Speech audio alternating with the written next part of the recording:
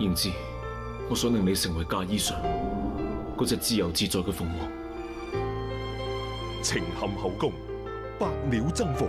一年冇見，就由一個侍奉宮女變咗做皇上嘅愛妃，呢個皇宮真係有意思。迎貴妃萬福。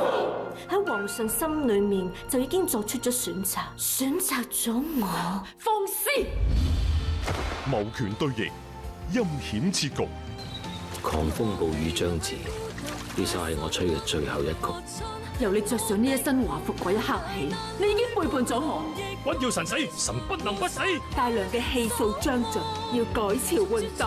既然做咗貴妃，就要守護好大梁嘅每一盞燈，等我哋熄火止戰，求人得人。